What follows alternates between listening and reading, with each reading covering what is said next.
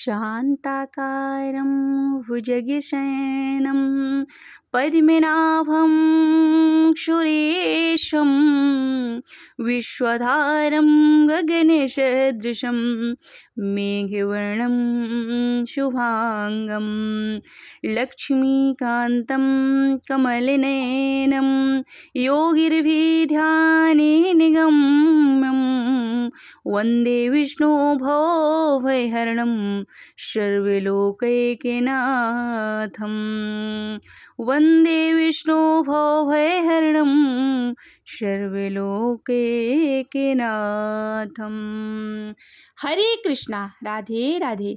आप सभी का भक्ति चैनल पर हार्दिक स्वागत है। आज है वैशाख मास का दूसरा दिन। आज आप सभी सुनेंगे वैशाख मास के दूसरे दिन की कथा, यानी हरि है मोक्ष का मार्ग। पिछले अध्याय का आपने अभी तक नहीं सुना है तो हमारे भक्ति चैनल पर जाकर आप सभी श्रवण कर सकते हैं। हमारा वीडियो अच्छा लगे तो लाइक कीजिएगा और चैनल को अभी तक आपने सब्सक्राइब नहीं किया तो चैनल को सब्सक्राइब कीजिएगा ताकि प्रतिदिन की कथा का आप लाभ प्राप्त कर सकें। कमेंट सेक्शन में ओम नमो भगवते वासुदेवाय लिखिएगा। साथ ही वीडियो को ज़्यादा से ज़्यादा शेयर कीजिएगा ताकि और भी लोग इस कथा का लाभ प्राप्त कर सकें। जो वैशाख माह में पहनने के लिए कपड़े और बिछावन देता है वह इसी जन्म में सब भोगों का संपन्न हो जाता है और समस्त पापों से रहित होकर ब्रह्मांड यानी कि मोक्ष को प्राप्त होता है। जो तिनके से बनी या फिर अन्य खजूर आदि से बने पत्तों की बनी चटाई हुई दान करता है, उसके उस चटाई पर परम साक्षात भगवान श्री हरि विष्णु शयन करते हैं। चटाई देने वाला बैठने और बिछाने आदि में सब ओर से ही सुखी रहता है। जो सोने के लिए चटाई और कंबल देता है वह उतने ही मात्र से मुक्त हो जाता है। निंद्रा से दुख का नाश होता है, निंद्रा से थकावट दूर होती है और वह निंदा चटाई पर सोने वाले को सुखपूर्वक आ जाती है। धूप से कष्ट पाए हुए श्रेष्ठ ब्राह्मण को सूक्ष्मतर वस्त्र दान करना यह पूर्ण आयु और परलोक में उत्तम गति को पाता है। जो पुरुष ब्राह्मण को फूल और रोली देता है वह लौकिक भोगों का भोग करके मोक्ष को प्राप्त होता है। जो खस कुश और जल से वासित चंदन देता है वह सब भोगों में देवताओं की सहायता पाता है तथा उसके पाप और दुख भी हानि होकर परमानंद की प्राप्ति होती है। वैशाख में धर्म को जानने वाले जो पुरुष गोरोचन और कस्तूरी का दान करता है वह तीनों तापों से मुक्त होकर परम शांति को प्राप्त होता है। जो विश्रामशाला बनवाकर प्याऊ सहित ब्राह्मणों को दान करता है वह लोकों का अधिपति होता है। जो सड़क के किनारे बगीचा, पोखरा, कुआं और मंडप बनवाता है वह धर्मात्मा है। उसे पुत्रों की क्या आवश्यकता। उत्तम शास्त्र का श्रवण, तीर्थ यात्रा, सत्संग, जलदान, अन्नदान, पीपल का वृक्ष लगाना तथा पुत्र, इन 7 को विश्व पुरुष संतान मानते हैं। जो वैशाख मास में तापनाशक तर्क दान प्रदान करता है वह पृथ्वी पर विद्वान और धनवान होता है। धूप के समय मटके का दान करना यह बहुत ही पुण्यदायी फल माना जाता है, इसलिए रास्ते के थके ब्राह्मण को मटका देना चाहिए। जो वैशाख मास में धूप की शांति के लिए दही और खांड का दान करता है तथा विष्णु प्रिय वैशाख मास में जो स्वच्छ चावल देता है वह पूर्ण आयु और संपूर्ण यज्ञों का फल पाता है। जो पुरुष ब्राह्मण के लिए गोघृत अर्पण करता है वह अश्वमेध यज्ञ का फल पाकर विष्णु लोक में आनंद का अनुभव करता है। जो दिन के ताप की शांति के लिए सायंकाल में ब्राह्मणों को ऊख दान करता है उसको अक्षय पुण्य की प्राप्ति होती है। जो वैशाख मास में शाम को ब्राह्मण के लिए फल और शरबत देता है उससे उसके पितरों को निश्चय ही अमृत पान का अवसर मिलता है। जो वैशाख के महीने में पके हुए आम के पत्ते के साथ शरबत देता है उसके सारे पाप निश्चय ही नष्ट हो जाते हैं। जो वैशाख की अमावस्या को पितरों के उद्देश्य से कस्तूरी, कपूर, बेला और खस की सुगंध से वासित शरबत से भरा हुआ घड़ा दान करता है वह 96 घड़ा दान करने का पुण्य पाता है। वैशाख में तेल लगाना, दिन में सोना, कांस के पात्र में भोजन करना, खाट पर सोना, घर में नहाना, निषिद्ध पदार्थ खाना, दोबारा भोजन करना तथा रात में खाना, ये 8 बातें त्याग देनी चाहिए। जो वैशाख में व्रत का पालन करने वाला पुरुष पद्म पत्ते में भोजन करता है वह सब पापों से मुक्त हो विष्णु लोक में प्राप्त होता है। जो विष्णु भक्त पुरुष वैशाख माह में नदी में स्नान करता है वह 3 जन्मों के पाप से निश्चय ही मुक्त हो जाता है। जो प्रातःकाल सूर्योदय के समय किसी समुद्रगामिनी नदी में स्नान करता है वह 7 जन्मों के पाप से तत्काल छूट जाता है। जो मनुष्य 7 गंगाओं में से किसी में उषा काल में स्नान करता है वह करोड़ों जन्मों में उपार्जित किए हुए पापों में से निसंदेह मुक्त हो जाता है। गंगा, गोदावरी, यमुना, सरस्वती, कावेरी, नर्मदा और वेणी, ये 7 गंगाएं कही गई हैं। वैशाख माह आने पर जो प्रातः काल बावलियों में स्नान करता है उसके महापातकों का नाश होता है। कंद, मूल, फल, शाक, नमक, गुड़, बेर, पत्र, जल और तक्र जो भी वैशाख में दिया जाए वह सब अक्षय होता है। ब्रह्मा आदि भी बिना दिए हुए दान कोई वस्तु को नहीं पाते। जो दान से हीन है वह निर्धन होता है। अतः सुख की इच्छा रखने वाले पुरुष को वैशाख माह में अवश्य दान करना चाहिए। सूर्यदेव में मेष राशि में स्थित होने पर भगवान विष्णु के उद्देश्य से अवश्य प्रातःकाल स्नान करके भगवान विष्णु की पूजा करनी चाहिए। कोई महीरथ नामक एक राजा था जो कामनाओं में आसक्त और अजितेंद्रिय था। वह केवल वैशाख स्नान के सुयोग से स्वतः वैकुंठ धाम में चला गया। वैशाख माह के देवता भगवान मधुसूदन हैं, अतएव वह सफल मास है। वैशाख माह में भगवान की प्रार्थना का मंत्र इस प्रकार से: मधुसूदन देवेश वैशाखे मेष गेरवै प्रातःकालीन स्नानम करिष्यामि निर्विघ्नं कुरु माधवाम। अर्थात हे मधुसूदन, हे देवेश्वर माधव, मैं मेष राशि में सूर्य के स्थित होने पर वैशाख माह में प्रातः स्नान करूंगा, आप इसे निर्विघ्न पूर्ण कीजिए। तत्पश्चात निम्नलिखित मंत्र से अर्घ्य प्रदान करें: वैशाखे मेषगे भानौ प्रातः स्नान परायणः अर्घ्य देहम प्रदास्यामि ग्रहाण मधुसूदन। अर्थात सूर्य के मेष राशि पर स्थित रहते हुए वैशाख माह में प्रातःकालीन स्नान के नियम में संलग्न होकर मैं आपको अर्घ्य देता हूँ, हे मधुसूदन, इसे ग्रहण कीजिए। इस प्रकार अर्घ्य समर्पण करके स्नान करें। फिर वस्त्रों को पहनकर संध्या तर्पण आदि सब कर्मों को पूरा करके वैशाख माह में विकसित होने वाले पुष्पों से भगवान विष्णु की पूजा करें। इसके बाद वैशाख मास के महात्म्य की कथा को श्रवण करें, भगवान विष्णु की कथा सुनें। ऐसा करने से कोटि जन्मों के पापों से मुक्त होकर मनुष्य मोक्ष को प्राप्त होता है।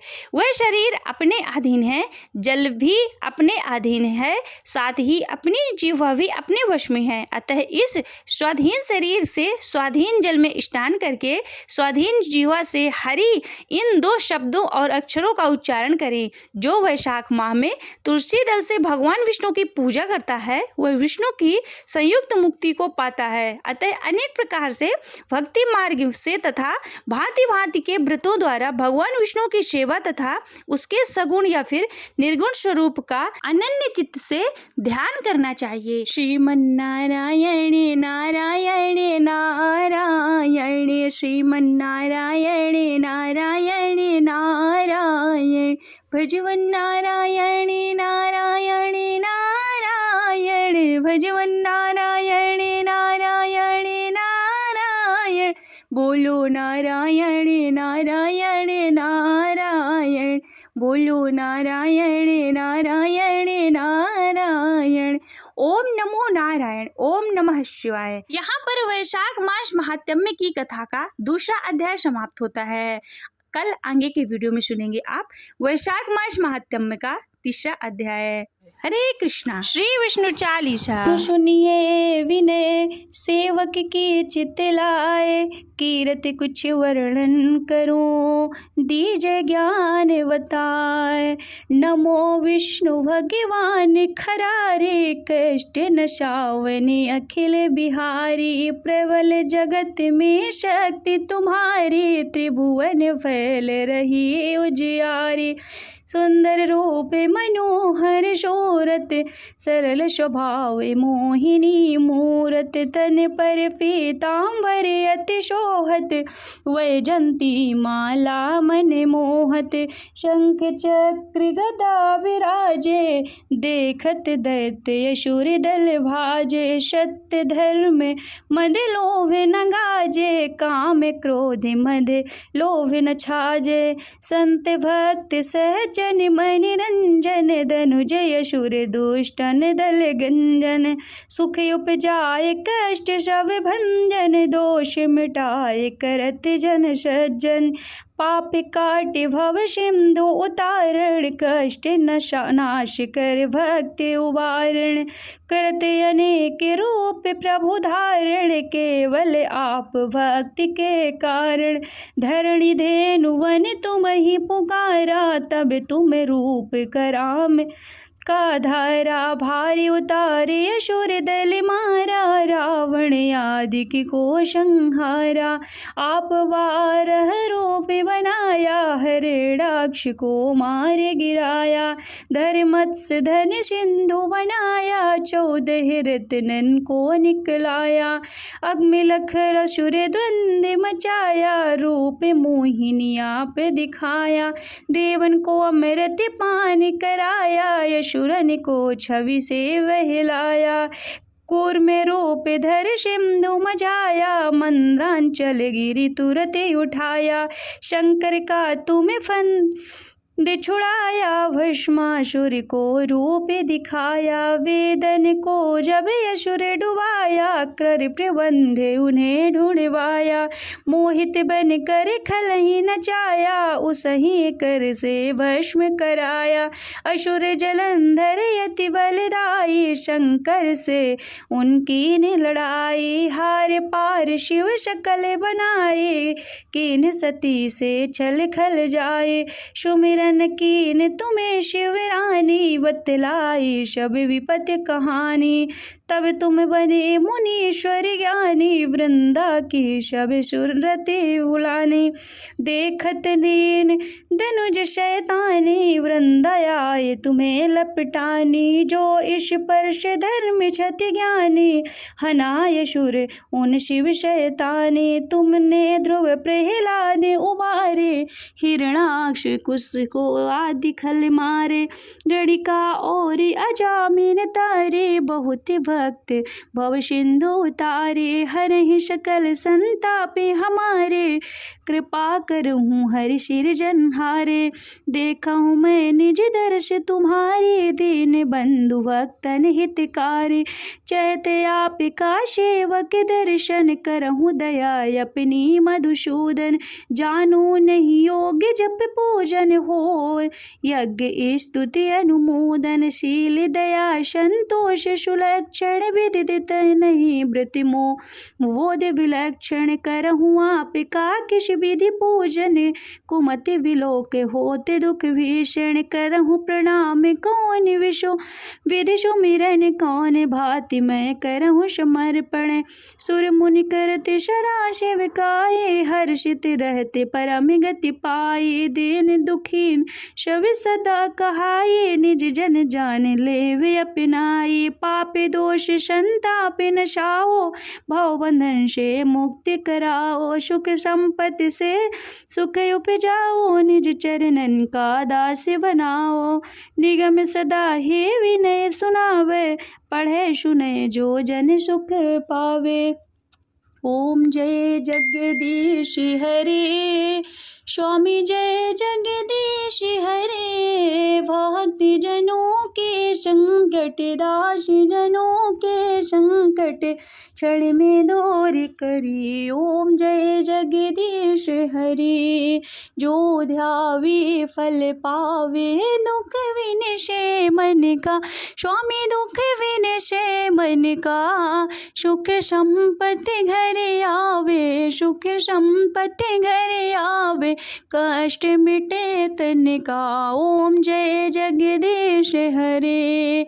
मात पिता तुम मेरे, शरण गाऊँ मैं किसकी, स्वामी शरण गाऊँ मैं किसकी। तुम बिन और न दूजा, तुम बिन और न दूजा, आश करो जिसकी। ओम जय जगदीश हरे। तुम पूर्ण परमात्मा, तुम अंतर्यामी, स्वामी तुम अंतर्यामी। पार ब्रह्म परमेश्वर, पार ब्रह्म परमेश्वर, तुम सबके स्वामी। ओम जय जगदीश हरे। तुम करुणा के सागर, तुम पालन करता, स्वामी तुम पालन करता। मैं मूर्ख खल कामी, मैं मूर्ख खल कामी, कृपा करो भरता। ओम जय जगदीश हरे।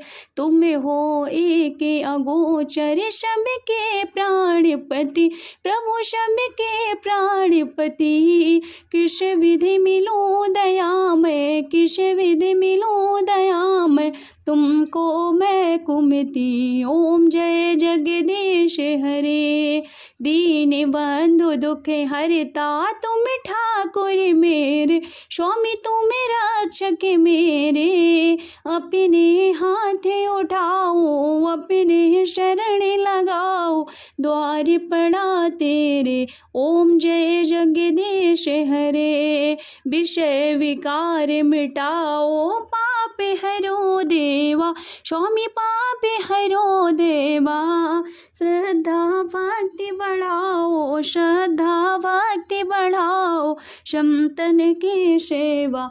ओम जय जगदीश हरे। तन मन धन और संपत्ति सब कुछ है तेरा, प्रभु सब कुछ है तेरा।